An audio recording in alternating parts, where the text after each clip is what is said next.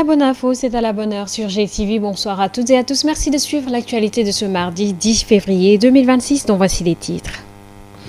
Crise à l'université Cheikh Anta Diop de Dakar après les violentes tensions entre étudiants et forces de l'ordre ayant coûté la vie à un étudiant en médecine.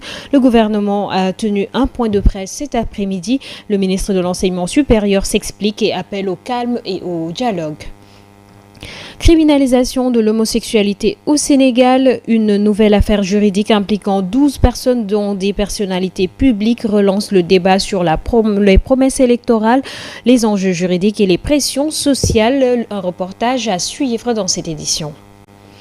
Et puis à l'international, en Guinée, des tirs signalés ce matin à la maison centrale de Kaloum à Conakry. Le centre-ville brièvement bouclé par les forces de sécurité et les autorités n'ont pas encore communiqué sur cette situation. Les détails, ce sera dans la page internationale de cette édition que nous allons développer dans un instant.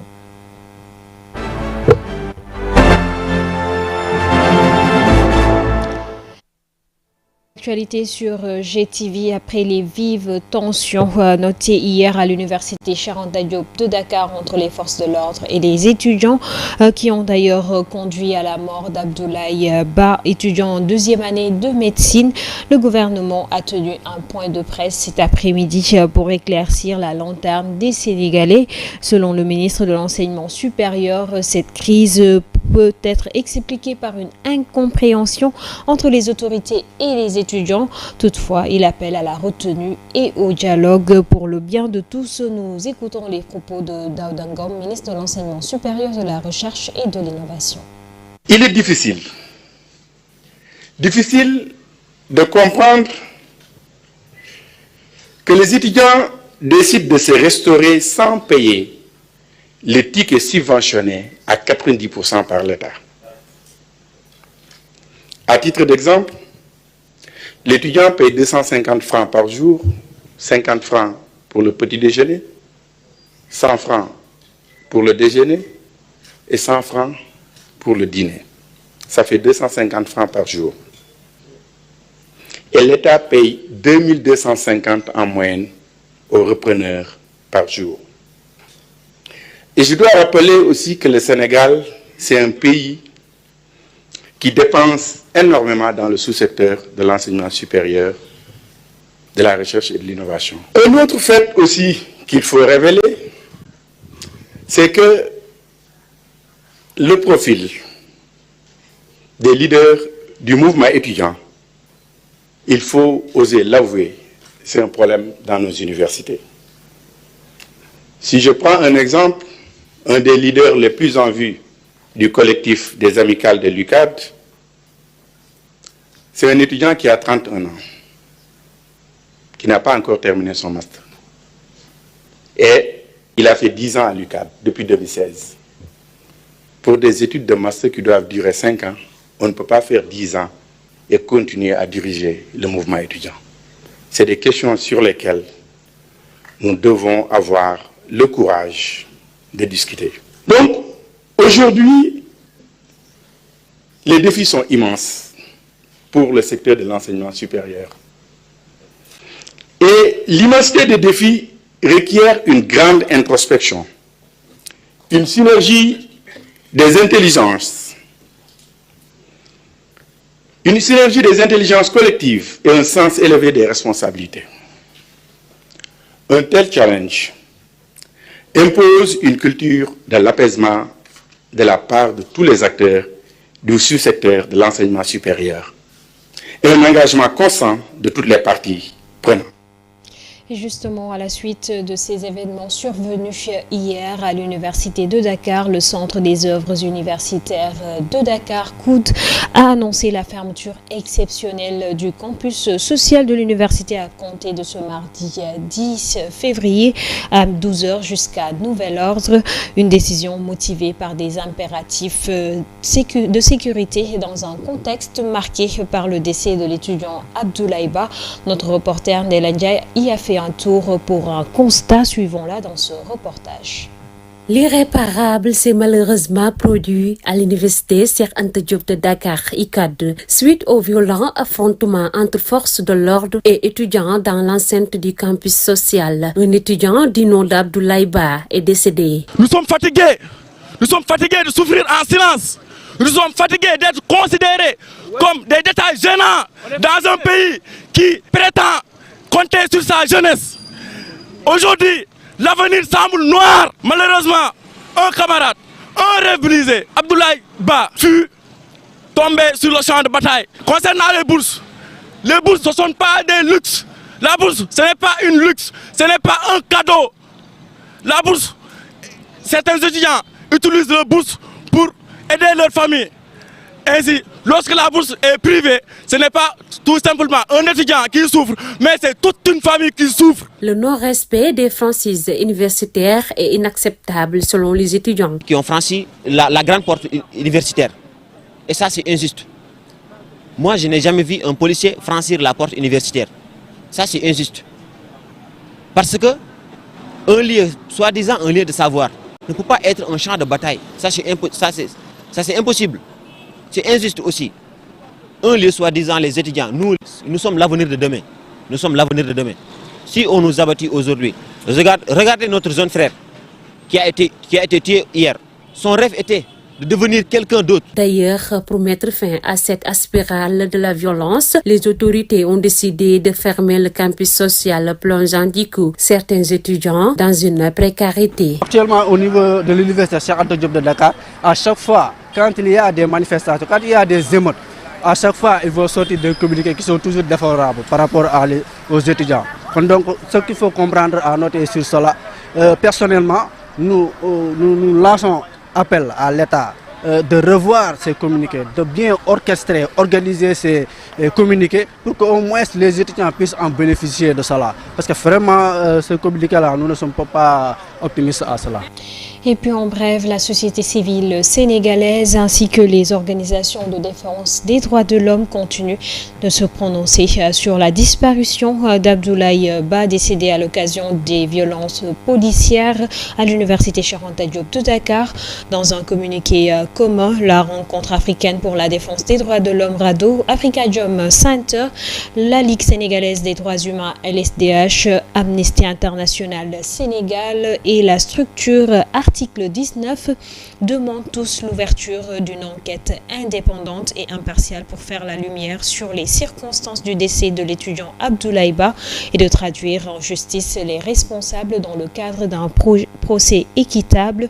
Les organisations de défense des droits de l'homme qui disent exprimer leur profonde préoccupation face à la persistance des violences dans les universités publiques sénégalaises ont dénoncé également l'usage disproportionné de la force par la police dans les campus. En poursuivant, les signataires du communiqué demandent la libération des étudiants détenus estimés à 105 et le respect des franchises universitaires. Le Front pour la défense de la démocratie et de la République s'est également prononcé sur cette tension à l'université.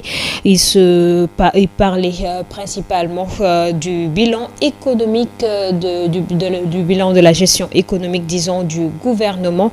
Selon le coordonnateur Omar Sarr et compagnie, l'incompétence gouvernementale a conduit à une situation catastrophique caractérisée par une dette intérieure abyssale, un acharnement fiscal démesuré et un endettement sans précédent dans la sous-région.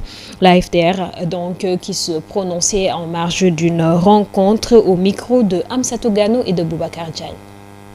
La violence exercée sur les étudiants, dont le seul tort est de réclamer les paiements de leur bourse ou espérer pouvoir étudier dans des conditions même minimales de réussite, cette violence est donc impardonnable.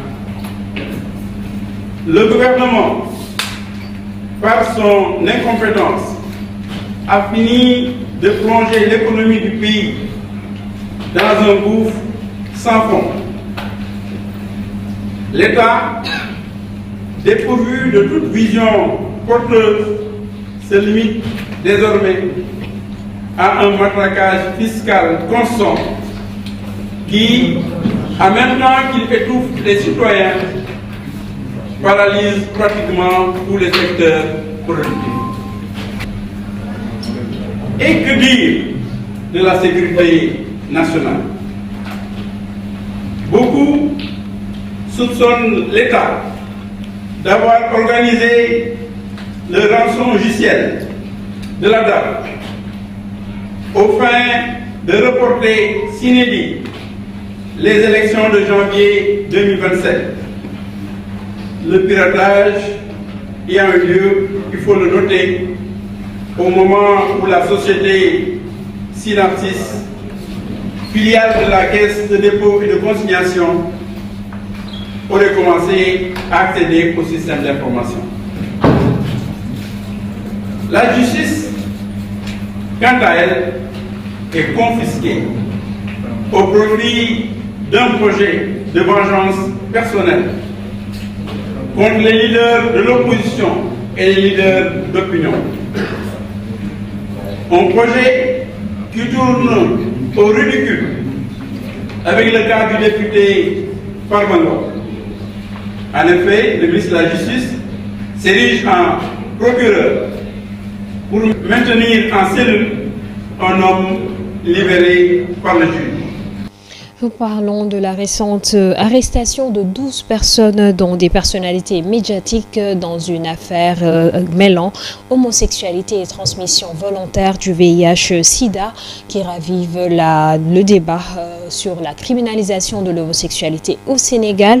Entre promesses électorales non tenues, pression sociale et lecture juridique, la question divise toujours l'opinion publique et interpelle les autorités. Reportage Aïssa Touba.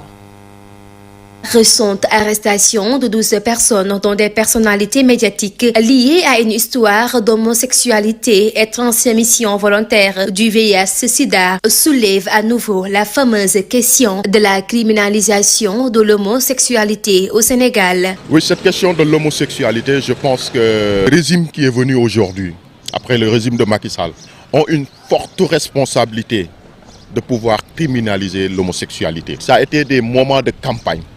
Ça a été un discours apaisant, parce que ça devient vraiment un sujet délicat. Une promesse électorale encore non tenue. Nyolanke rappelle l'actuel gouvernement ses engagements et promet des actions. Alors, nous sommes à la fois déçus et surpris suite à cette nouvelle sur les récentes arrestations liées au fait d'homosexualité. L'actuel régime qui était à nos côtés pour mener ce combat a donné des promesses pour criminaliser ou bien durcir les peines liées à l'homosexualité. Et à cette période, même l'année dernière, on avait été reçu par le président de l'Assemblée nationale. On a discuté sur cette question. Ils ont donné leur engagement pour criminaliser l'homosexualité. Et de constater qu'il y a un an maintenant que ces phénomènes se multiplient de jour en jour. Et malheureusement, il n'y a aucune répression sérieuse vis-à-vis de l'État. Donc, ce qu'on peut faire, c'est faire comme on avait fait avec le régime passé, activer la population, toutes les autres structures qui sont prêtes. La plateforme Samudjikoyi, de son côté, parle d'urgence et de demande sociale. Selon l'un de ses membres, la criminalisation de l'homosexualité est une affaire qui fait l'unanimité au Sénégal.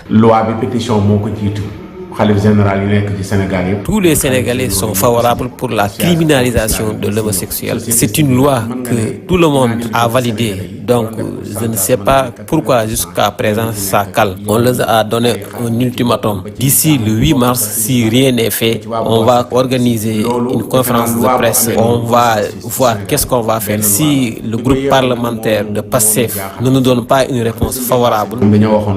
Au Sénégal, la loi actuelle condamne l'acte sexuel entre deux personnes de même sexe et non l'orientation sexuelle en tant que telle. Sur le plan juridique, ce juriste définit la question en précisant la différence et effet juridique entre délit et crime. Qu'est-ce que la loi dit? Emprisonnement d'1 an à 5 ans. Si vous faites un acte impudique ou contre nature. Donc il faut dire qu'aujourd'hui, si on vous prend dans un acte contre nature, vous pouvez écoper d'une peine qui peut aller de 1 an à 5 ans. Maintenant, si cet acte contre nature est criminalisé, la peine va quitter 5 ans pour être mise dans la fourchette de 10 jusqu'à 20 ans ou bien de 10 jusqu'à perpétuité. Parlons à présent de tout à fait autre chose. À l'initiative de l'Organisation des Nations Unies pour l'alimentation et l'agriculture, FAO, un atelier sous-régional rassemble du 9 au 12 février à Dakar des délégations de 15 pays, des experts en sécurité et des acteurs de la filière bovine pour s'attaquer à un fléau qui n'est plus une simple délinquance rurale, mais une économie criminelle transfrontalière avec des pertes économiques vertigineuses dépassant les 467 milliards de dollars par an. À ce propos, écoutons Babou Badjagne, c'est le ministre de l'Agriculture, de la Souveraineté alimentaire et de l'Élevage. Notre responsabilité première est de définir et de mettre en œuvre des stratégies nationales, certes, mais des stratégies régionales et transnationales. Claires, intégrées, ambitieuse, moderne, fondée sur une vision globale de la sécurité pastorale. Ces stratégies doivent articuler de manière très cohérente les dimensions techniques et technologiques, mais aussi sécuritaires, judiciaires, économiques, sociales et territoriales, tout en tenant compte des réalités locales et des dynamiques transfrontalières. Les conclusions de nos travaux devront orienter la mise en œuvre de stratégies nationales robustes, régionales robustes, d'un programme régional ambitieux et d'une coalition sous-régionale très efficace. Ici, pour améliorer la traçabilité du bétail, le Mali et le Sénégal, dans leur partenariat avec l'Organisation mondiale de l'agriculture et de l'alimentation, ont conçu de nouveaux outils de numérisation du cheptel. Pour l'identification et le suivi des animaux à temps réel. Système national d'identification et de traçabilité du bétail. Via des applications mobiles pour le suivi du bétail, ces outils seront bientôt opérationnels. Le soutien économique de l'État par des actions de reconstruction des troupeaux au profit des éleveurs sinistrés grâce à l'octroi des kits de noyaux d'agriculture et de petits ruminants.